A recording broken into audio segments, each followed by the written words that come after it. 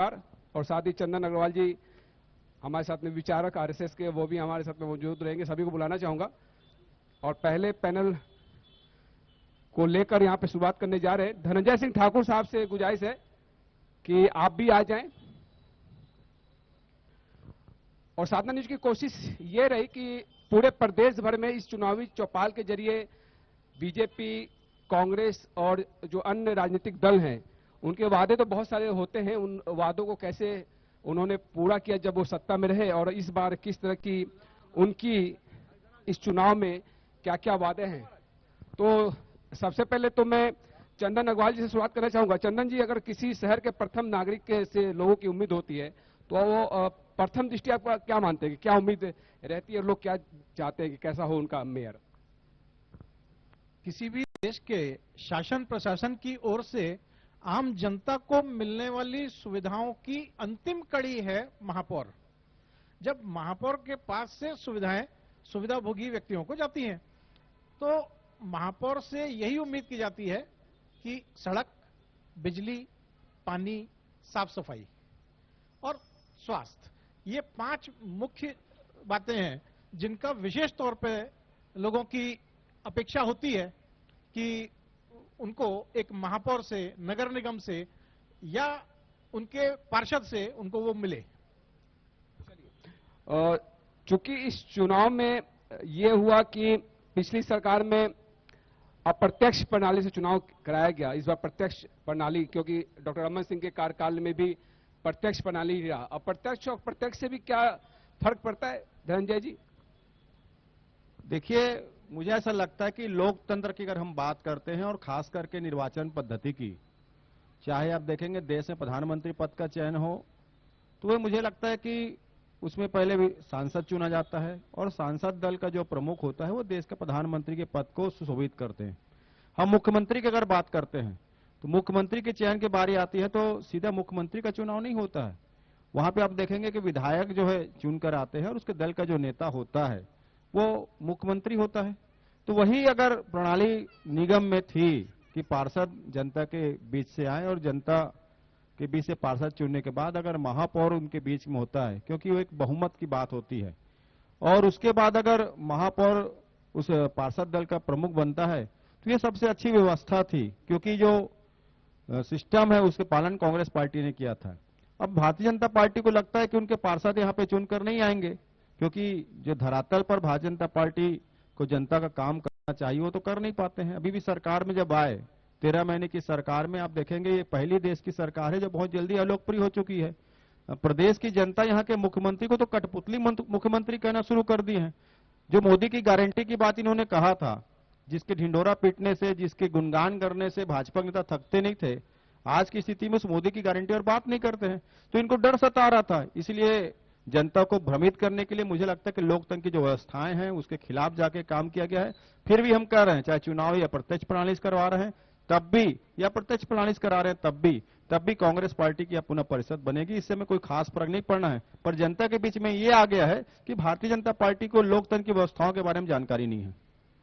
लोकतंत्र की व्यवस्थाएं जो हैं वो बखूबी दोनों पार्टियां अच्छे समझती है, क्योंकि राजनीतिक पार्टियां, लेकिन प्रत्यक्ष अप्रत्यक्ष की बात हो रही थी, बातें ये भी उभर के सामने आती है तौकीर साहब की जो प्रत्यक्ष प्रणाली से मेयर चुन के आएगा उसके ऊपर दबाव नहीं रहेगा, क्योंकि पार्षद के द्वारा चयन करने पर बहुत दबाव की स्थिति रहती है। इस तरह की दलीलें भी उभर के सामने आई थी।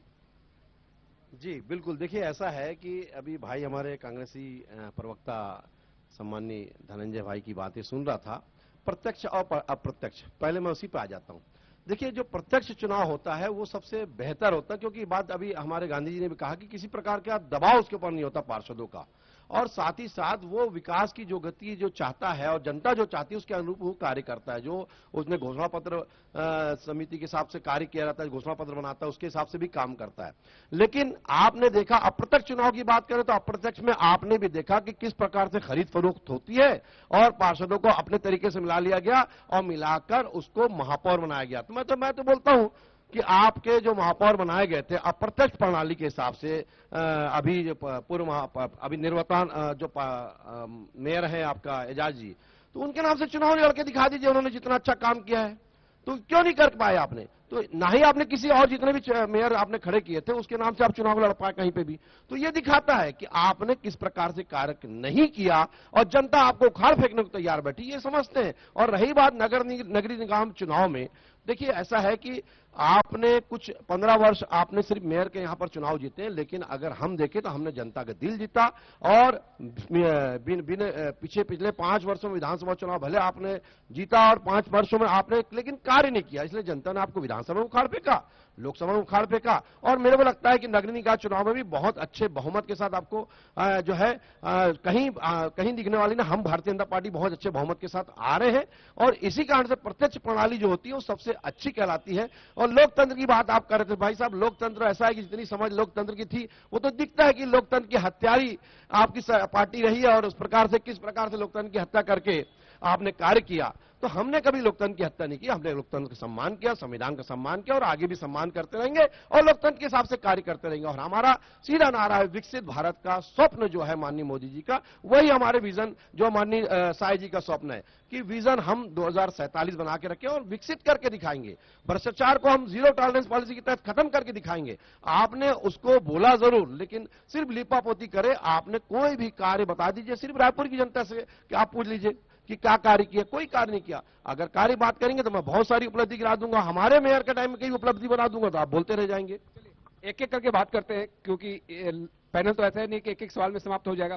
प्रणाली कुछ भी हो प्रकाश जी, जनता का विकास होना चाहिए। डेफिनेटली लोकतंत्र में जनता जनार्दन है और जनता ही सर्वोपरि है। तो सबसे बड़ी बात है कि कोई भी दल आए और नगरीय निकाय हो या विधानसभा हो या लोकसभा चुनाव हो, जनता बहुत अपेक्षा से अपने मतदान को करती है। और जनता हमेशा सोचती है कि हमारी जो ये प्रमुख मुद्दे हैं 1, 2, 3, 4 ये इनका निदान हो। लेकिन प्रायः यह देखा गया है कि जब सत्ता में कोई भी दल आता है तो वो जो मुद्दे हैं वो एज इट इज रहते हैं। बेरोजगारी 1947 से आज तक मुद्दा है, जल आज तक मुद्दा है। तो ये सरकारों की इच्छा शक्ति की कमी दर्शाती है। और कहीं ना कहीं जब वोटिंग परसेंटेज में कमी आती है तो ये जनता में मतदान के प्रति जो एक हतोत्साह होता है, क्योंकि जो वादे पार्टियां करती हैं वो निभा नहीं पाती हैं, तो उसको लेकर जनता कई बार अपने आप को ठगा सा महसूस भी करती है। तो जो भी पार्टी चुनाव में जा रही है और जो प्रत्याशी चुनाव में जा रहा है उसे ये नैतिक जिम्मेदारी उठानी चाहिए कि भाई जो वादे मैंने किया है उससे एक स्टेप आगे अगर ना करे तो कम से कम उतने वादे तो उन कार्यकाल जो समय आपको मिला है 5 वर्षों का उसमें उसे पूरा करके दिखाए, ताकि अगले बार जनता को भी लगे कि हाँ भाई हमारे इस प्रत्याशी या उस दल ने बहुत अच्छा काम किया है, ताकि आगे वो मतदान के लिए और भी लोगों को प्रोत्साहित करे। तो लोकतंत्र की खूबसूरती है कि सत्ता की चाबी जनता के हाथ में होती है, लेकिन ऐसा क्यों होता है कि जनता वहीं के वहीं रह जाती है और जब राजनेता किसी पद पर विराजमान होते हैं तो उनका लिविंग स्टेटस बदल जाता है। तो बहुत सी चीजें हैं, लेकिन जनता जनार्दन है, जनता समझदार है। और आज का जो आप जैसे प्रतिष्ठित चैनल के माध्यम से जो प्रचार प्रसार होता है इस जागरूकता का, तो जागरूकता बहुत लोगों में आई है। लोग अपने धर्म को समझने लगे हैं कि मतदान हमारा धर्म है और उसे। आपने धर्म की बात की तो मैं कुछ और ही समझने लगा। नहीं, धर्म आधारित राजनीति, राजनीति का धर्म, धर्म की राजनीति जिसमें अक्सर बहस होती रहती है। बिल्कुल, लेकिन धर्म धारण करने की वस्तु होती है। तो मुझे लगता है मतदान भी हर लोकतंत्र में हर उस व्यक्ति का धर्म होता है जो कि लोकतंत्र का एक हिस्सा है। तो चुनाव एक बहुत बड़ा एक यज्ञ होता है जिसमें मतदान के रूप में आहुति डालनी पड़ती है, इसीलिए मैं धर्म का उससे संज्ञा दिया। और जिस प्रकार से कुंभ में लोग नहा के अपने पाप धो रहे हैं, तो राजनेताओं को भी चाहिए कि जब वो सत्ता में आए तो अपनी एक जो छवि बनी हुई है कि कोई काम नहीं होता है वो करके दिखाएं। एक बार गुड गवर्नेंस क्या होती है, सुशासन क्या होता है, एक बार सिद्ध करके दिखाएं, तो मुझे लगता है जनता बहुत अपने आप को जो बार बार ठगा सा महसूस करती है उससे आगे उठ के उन्हें दोबारा मौका दें। जनता सिर्फ अपने आप को ठगा ही महसूस करती है कि कुछ काम हो भी पाते हैं? ऐसा तो नहीं है कि विकास एक ही बार में हो जाएगा, छड़ी घुमाई जाए विकास हो जाए। विकास तो एक सतत चलने वाली प्रक्रिया है। चंदन जी बिल्कुल ठीक कहा सर आपने। विकास जो है सतत चलने वाली प्रक्रिया है और भारत जो है विगत कई वर्षों से लगातार विकासशील देश कहा जाता है। यहां पर केंद्र में जब भाजपा की सरकार आई प्रथम बार अटल बिहारी वाजपेयी की, तो हमने पाया कि जिन गांवों में 20,000 30,000 रुपए एकड़ की जमीन थी, उन्होंने ग्राम सड़क योजना जब चालू की तो उन जमीनों की कीमत लाखों में हो गई।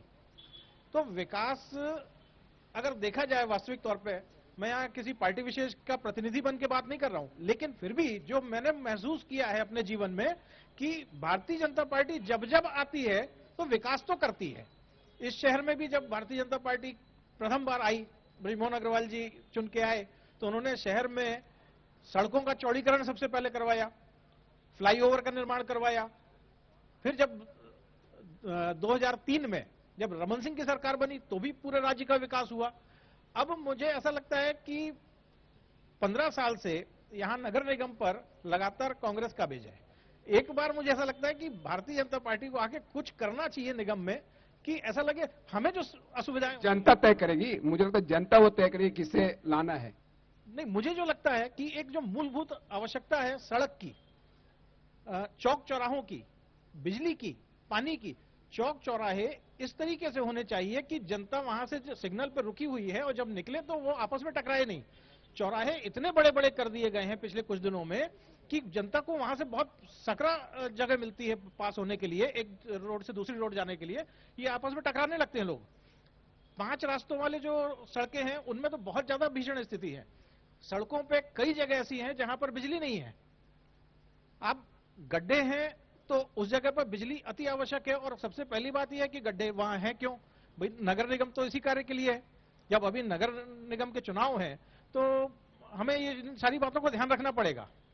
चलिए, मूलभूत सुविधाओं की आपने बात कही, लेकिन इस चुनाव में एक बात ये भी उभर के सामने आ रही है कि 5 साल जब कांग्रेस की सरकार रही और उस सरकार के समय जो भी विकास कार्य हुए, क्योंकि 1 साल सुशासन की बात हो रही है विष्णुदेव साय की, तो 5 साल कुशासन का भी चर्चा चल रहा है। इसी दौरान काफी जोर शोर से बीजेपी इसको लेकर जा रही है चुनावी जंग में। देखिए, भारतीय जनता पार्टी जो है प्रोपगंडा वाली पार्टी है। सुशासन की बात करते हैं, क्या सुशासन स्थापित करने के लिए काम करते हैं? क्या ये रोजगार देने की बात करते हैं? क्या रोजगार देते हैं? क्या ये महंगाई कम करने की बात करते हैं? क्या महंगाई कम करते हैं? क्या आप देखेंगे भारतीय जनता पार्टी जो चुनाव में जो बात करती है, सत्ता आने के बाद उसके विपरीत ये काम करती है। मैं केंद्र सरकार की बात करूंगा। हमारे साथी मित्र जो हैं अच्छी तारीफ कर रहे थे, तारीफ करना चाहिए, अपनी अपनी एक विचारधारा होती है, किसी विचारधारा में तारीफ करने में कोई एतराज भी नहीं है। लेकिन देश के अगर विकास को जो आजादी के बाद हुआ, अगर उसको नकार रहे किसी व्यक्ति की तारीफ में या किसी पार्टी की तारीफ में, तो भारत माता का अपमान हुआ है। 1947 के बाद इस देश में स्थिति ये थी कि देश आजाद होता है तो 33 करोड़ की जनसंख्या को खाने के लिए यहाँ पे अनाज की उपलब्धता नहीं थी, यहाँ पे अस्पताल नहीं थे, यहाँ पे स्कूलें नहीं थी, यहाँ पे सड़कें नहीं थी, संसाधन नहीं थे। आप 10 साल के सरकार के कामों की तारीफ करिए, आपको धन्यवाद, बधाई। लेकिन आप देश को अगर अविकसित करें तो मुझे लगता है सोच को थोड़ा सा आपको डेवलप करने का, पहली बात।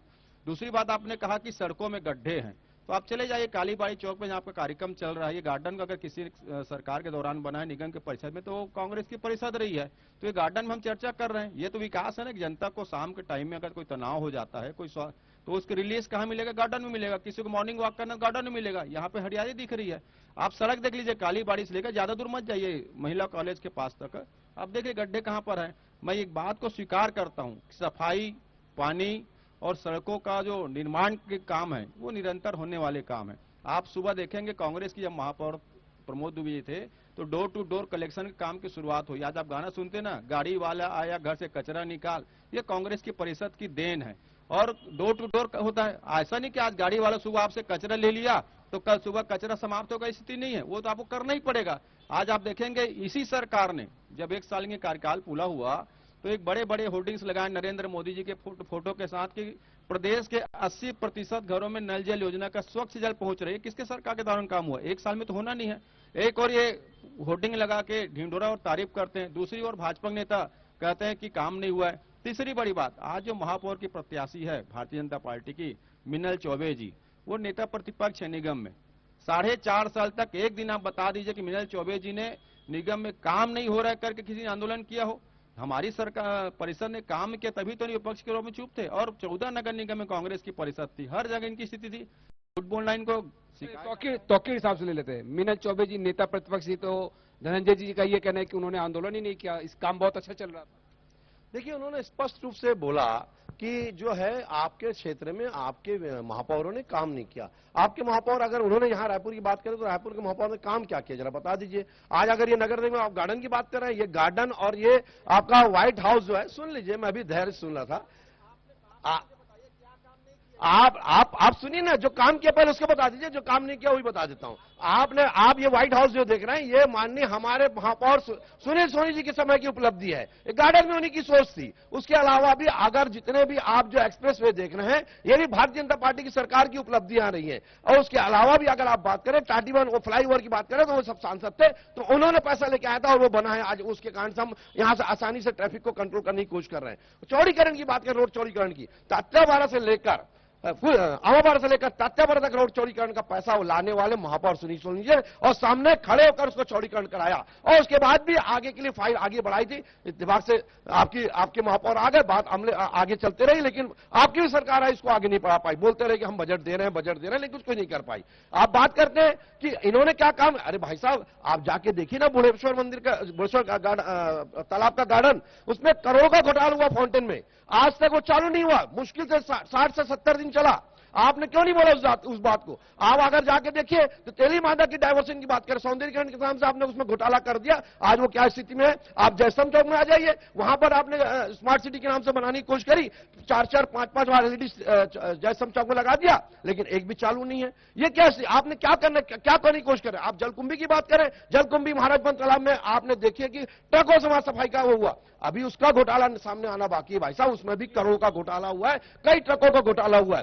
सिर्फ घोटाले करने के लिए अगर आप आए हैं तो ये नहीं चलने वाला, जनता जान रही है। आप सिर्फ घोटाला, आप बताइए ना। अगर ये तो कह रहे थे कि नेता प्रतिपक्ष रही तो उन्होंने आंदोलन ही नहीं किया, लिहाजा काम बहुत अच्छा चल रहा था। देखिए, आंदोलन भी किया और विरोध भी किया, और एक बार तो यह है कि उनको अब आपके महापौर को मानना भी पड़ा कि भ्रष्टाचार हुआ है। तो ये स्थिति आपके समय में रही और आपके महापौर के समय में रही, और विकास कुछ नहीं हुआ। अगर विकास किया तो बल्कि बड़े बड़े शान से बोलते रहे, मैं सीना ठोक के कहता हूं मैंने विकास किया। कौन सा विकास किया भाई साहब? गड्ढे तक तो नहीं पाट पाए थे, बड़े बड़े गड्ढे कर दिए थे। जल जीवन मिशन की बात करें तो जल जीवन मिशन के तहत हमारी सरकार ने पैसा दिया। जल जीवन मिशन के तहत वो जो है हर घर जल सुविधा जो है माननीय केंद्र सरकार का हुआ है। तो ये आप उपलब्धि हमारी है। आपको 1254 करोड़ रुपए आया अगर 2019 से लेकर 2023-24 तक, तो आपने क्या करा? उसमें सिर्फ 74 करोड़ रुपए जो है अपशिष्ट, ठोस अपशिष्ट, मैं आऊंगा अपशिष्ट प्रबंधन। जी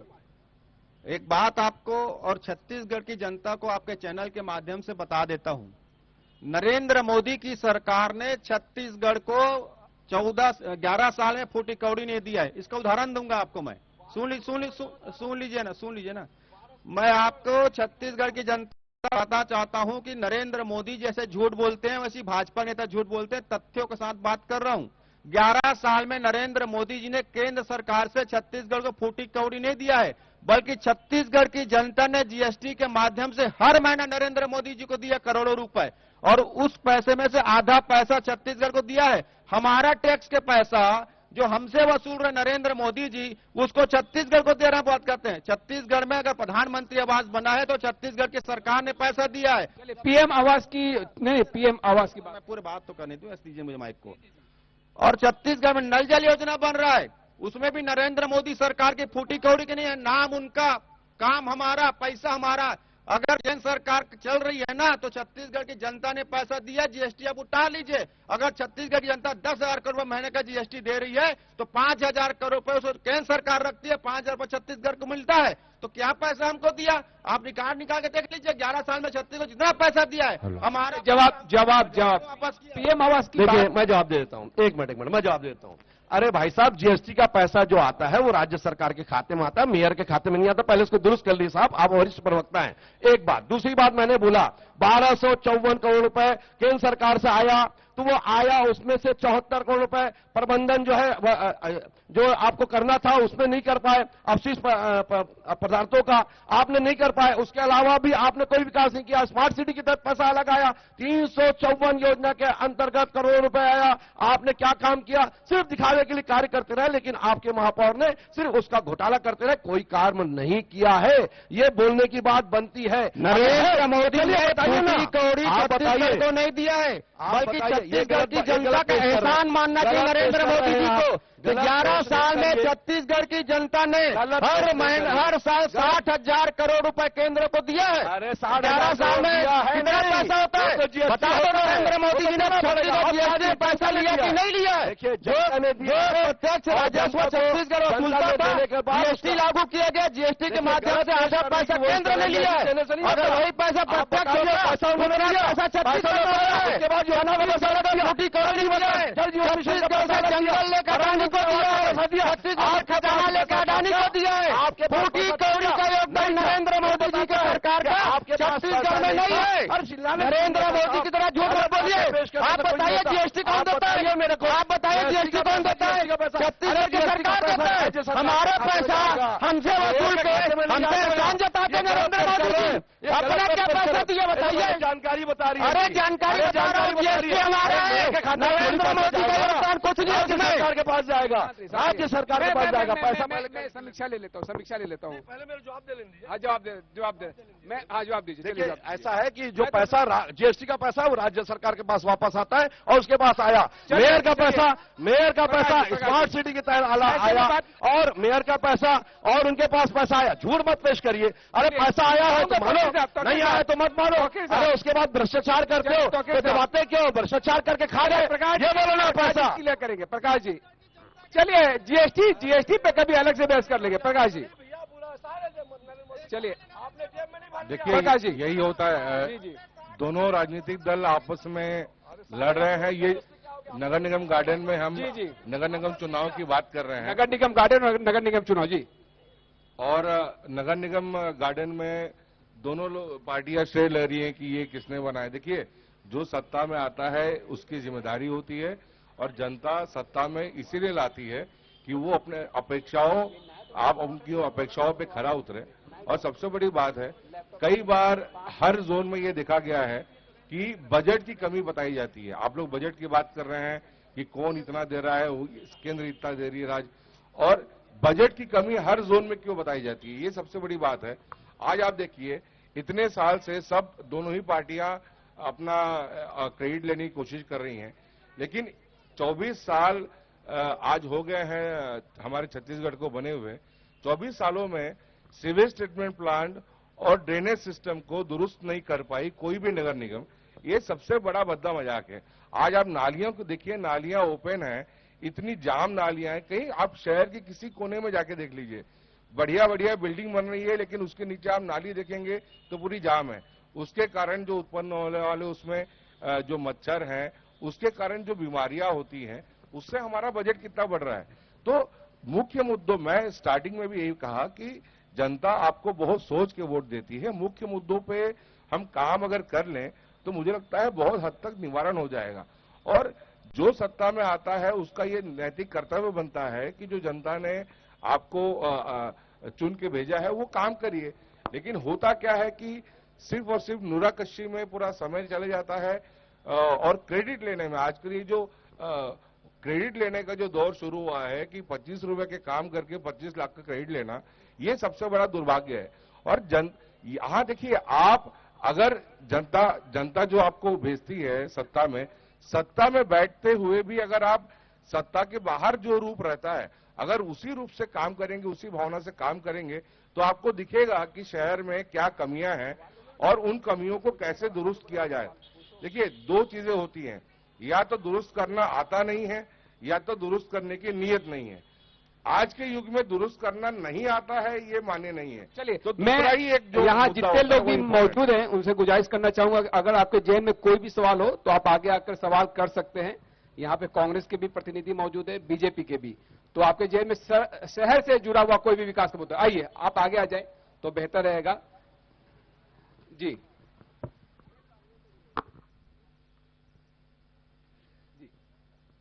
सर, मैं रायपुर का निवासी हूं और यहां का वोटर भी हूं और लगभग मैं यहां 96 से यहां निवास करता हूं। लेकिन मैं ये लगातार देख रहा हूं सर, यहां रायपुर की जो ट्रैफिक की समस्या है लगातार दिन ब दिन बढ़ती जा रही है, चाहे शासन किसी की भी हो। इस ओर किसी भी पार्टी का या किसी भी शासन का ध्यान नहीं है। और दूसरी बात यह है कि जो हमारा एयर क्वालिटी इंडेक्स है, पॉल्यूशन लेवल है, वो लगातार बढ़ता जा रहा है। कहीं ऐसा ना हो कि हमारे शहर की भी स्थिति दिल्ली जैसी हो जाए, जहां सांस लेना भी मुश्किल हो। तो मैं दोनों ही दलों के प्रतिनिधि यहाँ पर मौजूद हैं, तो उनको मैं गुजारिश करना चाहूँ कि सरकार जिसकी भी बने तो कम से कम इस ओर ध्यान दें। रायपुर में जो गंदगी, नालियों की गंदगी की जो बात अभी कर रहे थे सर, मच्छर की समस्या भी बहुत अधिक है। तो मैं ये गुजारिश करना चाहूंगा, चाहे पार्टी जो भी हो, लेकिन नागरिकों के स्वास्थ्य के लिए, उनके लिए जरूर व्यवस्था होनी चाहिए। चलिए, बहुत बेहतरीन बात निकल के सामने आई है। मुझे लगता है कि दिल्ली के विधानसभा चुनाव में भी पॉल्यूशन एक बहुत बड़ा मुद्दा था और इस मुद्दे पे काफी जोर शोर से दोनों पार्टियां, प्रमुख पार्टियां, कांग्रेस, बीजेपी, साथ ही आप जो वहां पे सत्ता में थी, इस पे काफी चर्चा हुई। रायपुर में भी इस पे चर्चा की मांग जनता की तरफ से ही आ रही है। जी, बहुत विशेष तौर पे ध्यान रखने वाली बात है, क्यों? चूंकि नगर निगम का चुनाव है और नगर निगम का पहला जो मैंने काम बताया, सड़क, बिजली, पानी, साफ सफाई और स्वास्थ्य, इन 5 मुद्दों पे नगर निगम अगर अपने अडिग रहे तो किसी भी देश में, किसी भी शहर में इस तरीके की समस्याएं जो लोग सामना करते हैं वो नहीं होगी। एक ट्रैफिक की एक समस्या और जो है, उस पर यातायात पे साधना न्यूज ने ही बहुत शानदार एक कार्यक्रम किया था मेफेयर में, और मैं निश्चित मानिए मैं भी उस कार्यक्रम में था, और उस कार्यक्रम में मेरी एक दी हुई सलाह से आदरणीय आईजी साहब ने तुरंत उस पर एक्शन लिया और 7वें दिन ही उन्होंने सारे चौक चौराहों पर मुस्तैदी से पुलिस बल को खड़ा किया। वैसे ही एक सलाह मैं यहां पर और देना चाहूंगा। नालियां जब हम देखते हैं कि 25-30 साल पहले की जो नालियां हैं जहां बनी हुई, वो नीचे से ओवल शेप्ड होती हैं, नीचे से हाफ राउंड होती हैं, जो एक हंसिए की तरह, और अभी जो नालियां बन रही हैं नीचे से फ्लैट होती हैं। जो मच्छरों की बात आई कि मच्छर बहुत हो रहे हैं शहर में, अगर फ्लैट नाली रहेगी तो उसमें कचरा जमा होगा और उसमें पानी भी जमा होगा, और जमा कचरे और पानी में मच्छर निश्चित तौर पर पनपेंगे।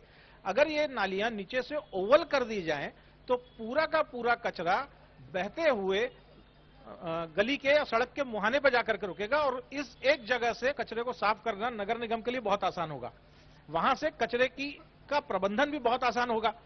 अगर ये जितनी भी जो भी सरकार बने नगर निगम में, वो इस बात को विशेष तौर पे ध्यान दें कि केवल एक काम करने से आपकी 3 समस्याएं एक साथ सॉल्व होगी।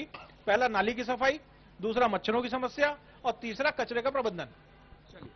कचरे का प्रबंधन, नाली सफाई, और कहीं ना कहीं मच्छर पनपते भी हैं, और कई बार बारिश के बाद का स्थिति ऐसी बन को बढ़ती है, खासतौर पर दुर्ग और रायपुर में, कि डेंगू की समस्या, टाइफाइड की समस्या काफी लोग जूझते भी नजर आते हैं।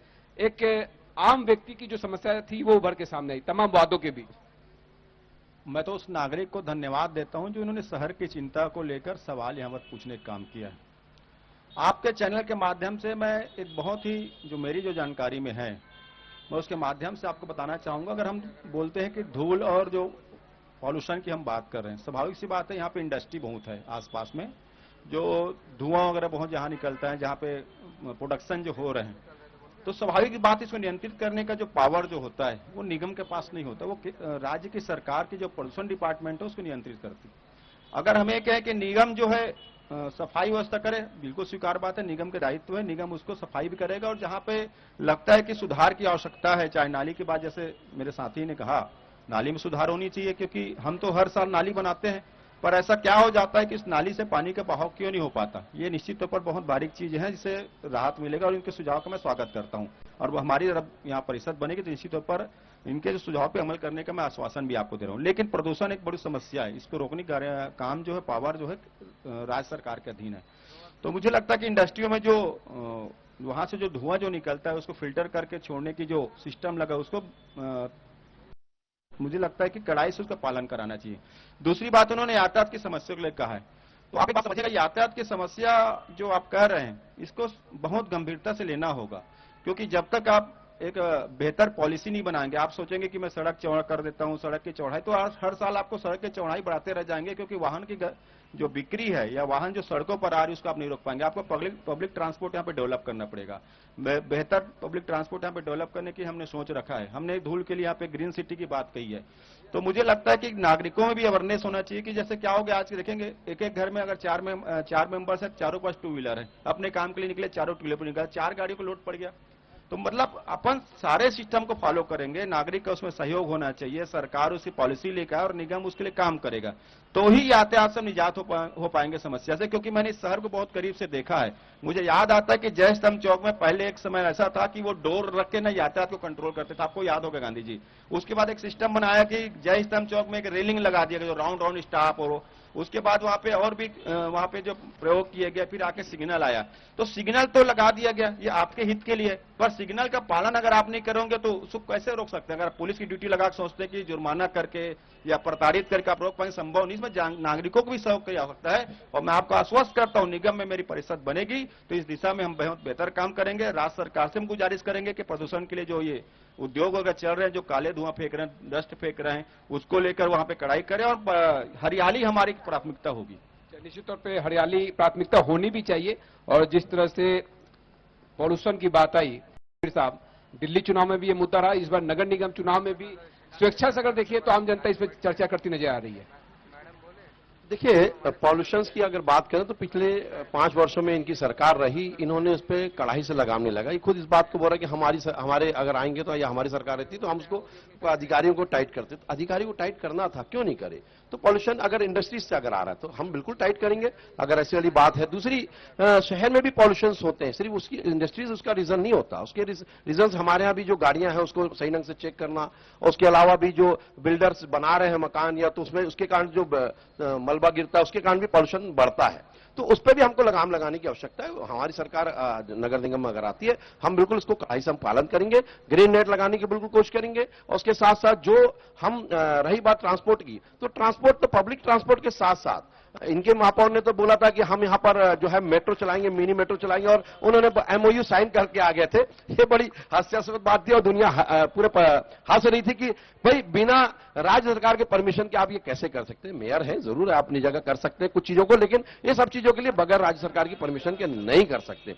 तीसरी बात आपको ये बता दूं कि हमारी ये प्लानिंग फ्यूचर में है कि हम पब्लिक ट्रांसपोर्ट के साथ साथ आने वाले फ्यूचर में हम डबल डेकर, जैसे नागपुर में है, डबल डेकर जो है ओवरब्रिज बनाए, और डबल डेकर को जो है डबल डेकर बनाने के बाद उससे क्या होता है, जो ट्रैफिक जिसको बाहर जाना है तुरंत बाहर निकल जाएगा, जिसको शहर के आना है उस शहर के लिए उतरने के लिए ट्रैफिक, और जो शहर से जाना है उसके लिए ट्रैफिक रोड जो है वो तो रहेगी। ये जो 3 वे सिस्टम करना है, ये इस पे भी हम बिल्कुल काम कर रहे हैं। और आने वाले समय आपको दिखेगा कि उसका उदाहरण अगर आपको देखना तो वो नागपुर में बहुत अच्छा दिखता है। हम उसको भी परिपालन करने की बिल्कुल कोशिश करेंगे। और इसके अलावा भी अगर आप बात करें विकास, तो हम चाहूं और विकास करेंगे। हमने जो वादा किया है हम उससे भी बढ़कर कार्य करेंगे, ये हमारी जो है वादा है। और आने वाले समय हम बता रहे हैं कि करने जा रहे हैं, और हमारी सरकार जो है सभी नगर निगम में बनने जा रही है। चलिए, मोनो मेट्रो की बात हुई, एमओयू भी हुआ, विदेश में गए मेयर साहब, एमओयू करके चले आए, लेकिन राज्य शासन को उसके बारे में जानकारी जो देनी चाहिए, जो एक प्रोसीजर अपनाना चाहिए, शायद उसकी अनदेखी वहां पे हो गई, जिसको लेकर सवाल उठाते नजर आ रहे हैं तौकीर साहब। देखिए, सवाल नहीं उठा रहे हैं, एक सोच को खत्म करने की बात कर रहे हैं कि राज्य सरकार से अनुमति नहीं लिया।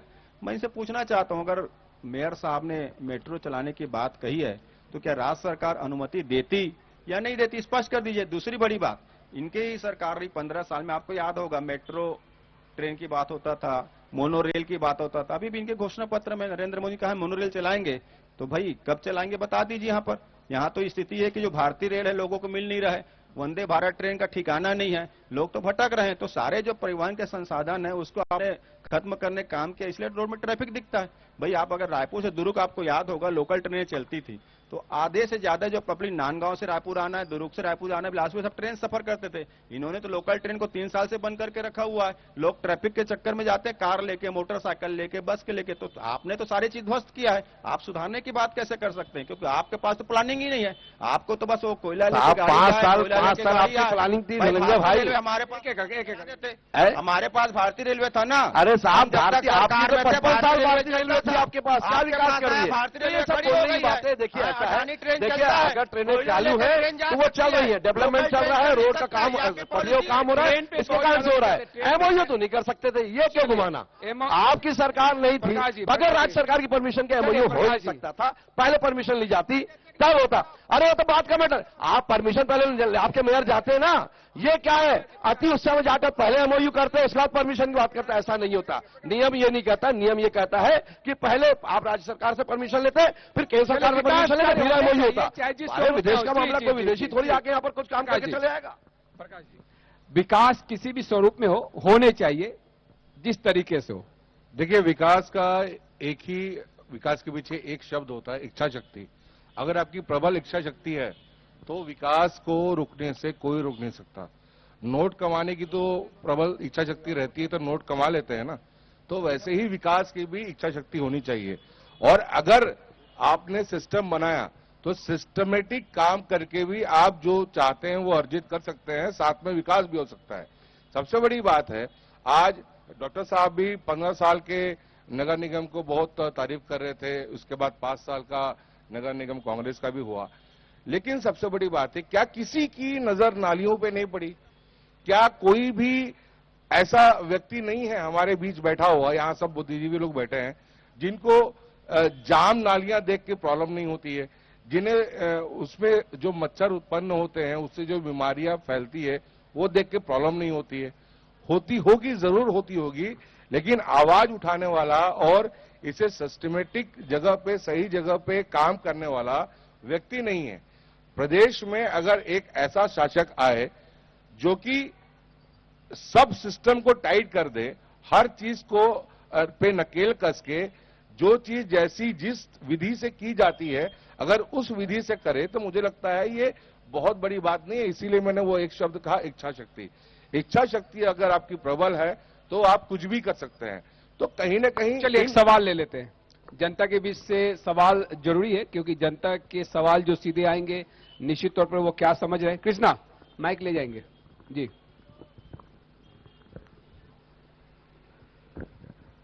सर, अभी जो नाली की बात कर रहे हैं माननीय प्रतिनिधि महोदय, तो मैं ये बताना चाहूंगा सर, जहां मैं निवास करता हूं भाटा गांव के पास में ही मेरा घर है, आनंद विहार कॉलोनी है, और नया नया कॉलोनी बना हुआ है सर वहां पर। और हमने विगत 5 वर्षों से भी हमने पार्षद के पास में हमने अपना आवेदन दिया है, कई बार उनसे मिले हमारे पार्षद महोदय से। उनका केवल आश्वासन रहता था कि हाँ बन जाएगा, कभी गए तो बजट नहीं है, कभी है तो टेंडर होने वाला है, और आज तक उनका कार्यकाल भी समाप्त हो गया, लेकिन आज तक नाली के लिए वो आए भी नहीं, और विगत 5 साल के कार्यकाल में वो हमारे मोहल्ले में एक बार विजिट करने भी नहीं आए हैं। तो चलिए, और किसी अब का इसके लिए सवाल? क्या जी कहेंगे? जी जी, और किसी का सवाल? जी आप आगे जाइए, आगे जाइए।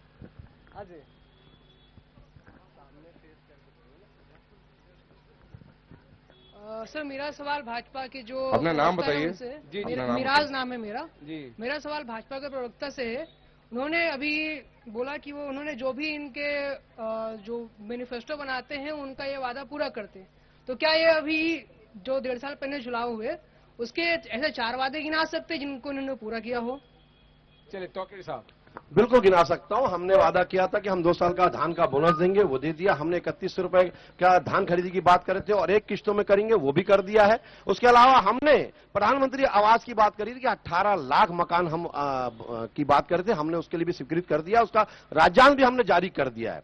और ऐसी आप अगर बात करें तो हमने उसके अलावा भी कई कार्य की बात करें जो हमने घोषणा पत्र हमने वादा किया था, मातारी वंदन योजना का हमने वो भी कर दिया है। जल जीवन मिशन के लिए हमने आगे बढ़ाते हुए फाइल आगे बढ़ा दिया, और अच्छी तेजी से जो बचे हुए कार्य हैं वो भी अपनी पूर्णता की ओर बढ़ेंगे।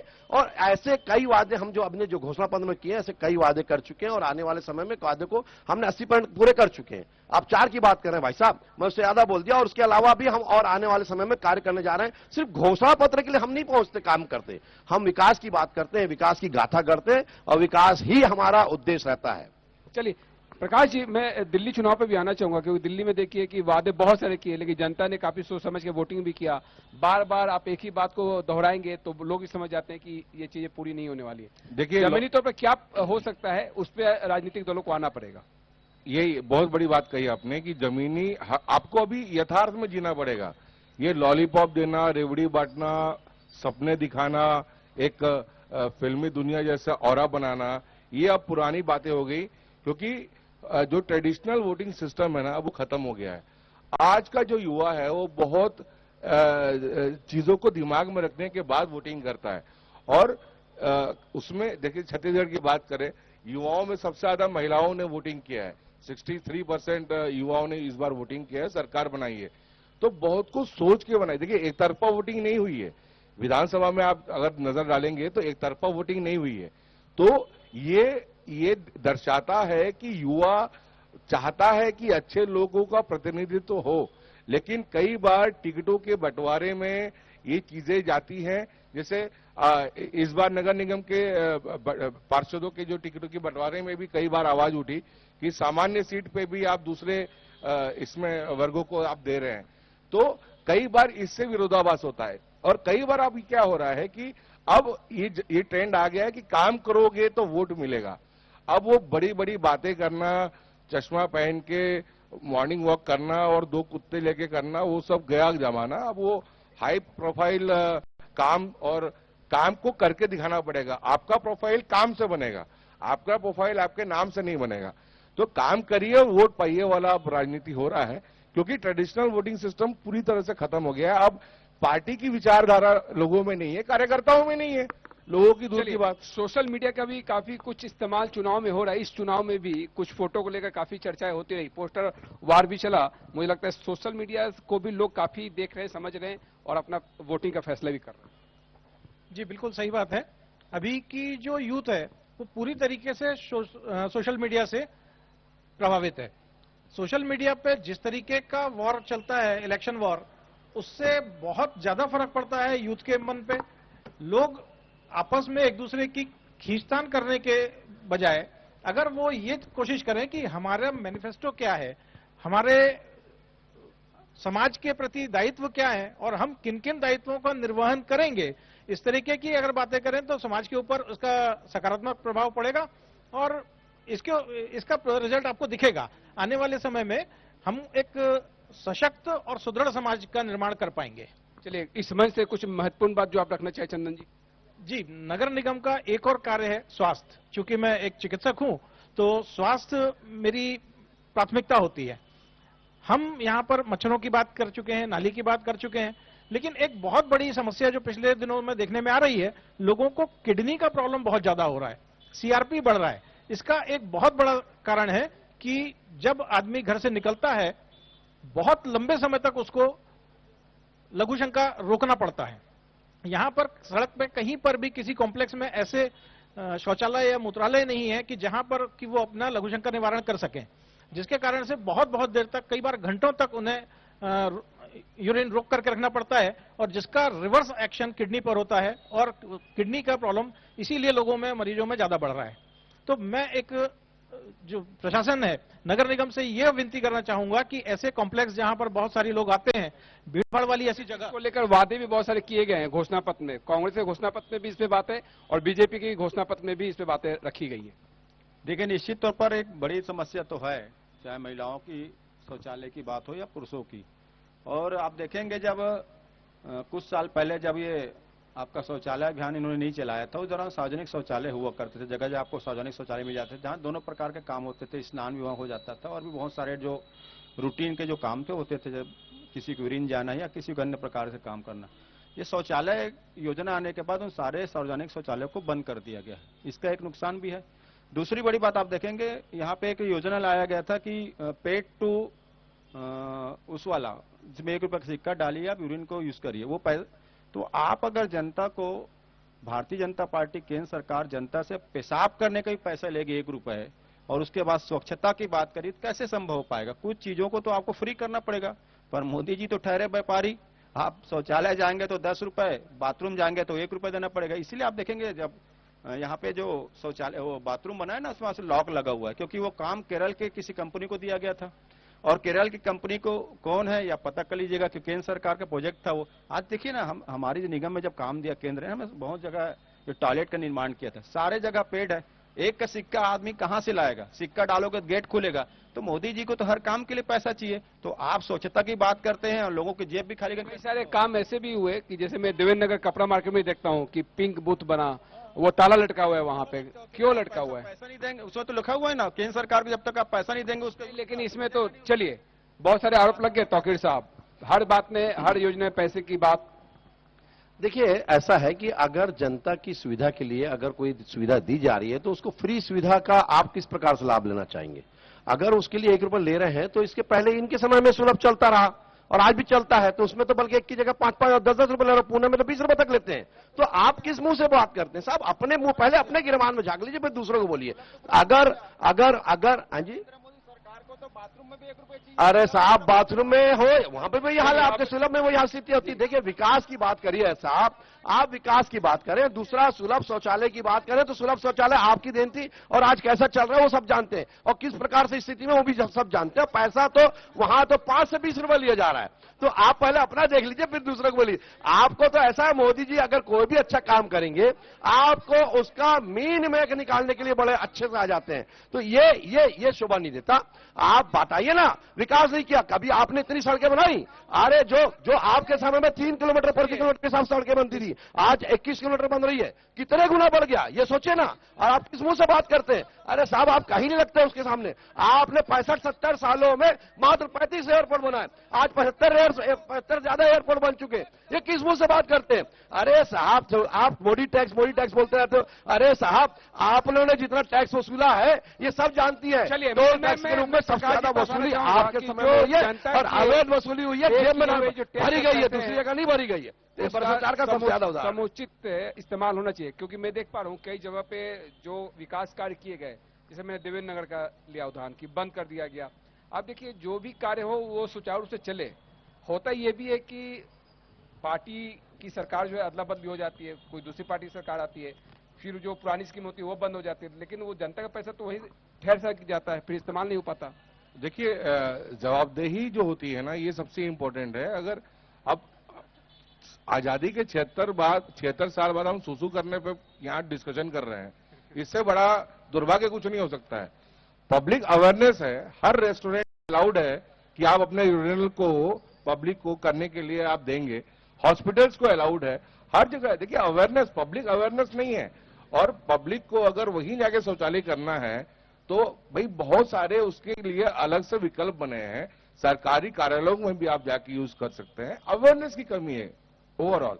और दूसरी बात, अगर शौचालय बने हैं तो उसको मेंटेन करने के लिए अगर राशि कुछ दी जा रही है तो उसको देने में अब क्या हो रहा है कि उस पे जो सुपरविजन करने की जो अथॉरिटी है वो गायब हो जाती है, वो किसी ठेकेदार को दे दी जाती है। वो अपना जो नियम है 1 रुपए या 2 रुपए, उसकी जगह वो 10 रुपए या 20 रुपए भी वसूल कर रहा है, तो कोई देखने वाला नहीं है।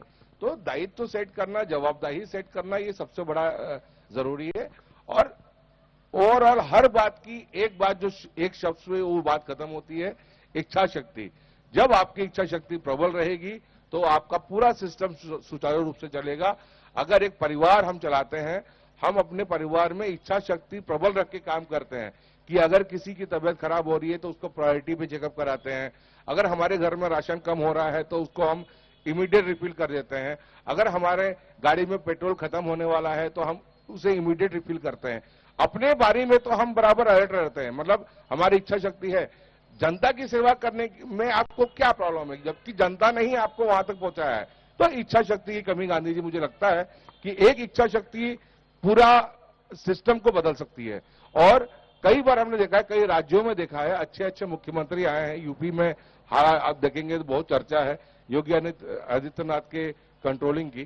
तो बहुत से ऐसे आजादी के बाद से और कई देशों में ऐसे उदाहरण आए हैं कि अगर प्रबल इच्छा शक्ति वाला अगर कोई सरकार है या नेतृत्व है तो मुझे लगता है कि बहुत से परिवर्तन, अमूलचूल परिवर्तन इमीडिएट देखने को मिलेंगे। तो इच्छा शक्ति, अनुशासन, ये सबसे ज्यादा जरूरी है। इच्छा शक्ति, अनुशासन, और निश्चित तौर पर ये चुनाव जो है काफी महत्वपूर्ण है। इसमें भी आने वाले समय में रायपुर नगर निगम के विकास कार्यों को लेकर वोटर जो अपने वोट के लिए जिसको भी चुनेंगे, जिसका जनादेश मिलेगा, निश्चित तौर पर वो समय काफी महत्वपूर्ण रहेगा। तो इस पैनल को मैं यही समाप्त करूंगा और मैं आप सभी का बहुत बहुत धन्यवाद करना चाहूंगा। डॉक्टर चंदन अग्रवाल जी आपका, धनंजय सिंह ठाकुर साहब आपका, तोकी राजा साहब आपका, साथी प्रकाश जी आपका बहुत बहुत धन्यवाद। मैं श्रीकांत से गुजारिश करूंगा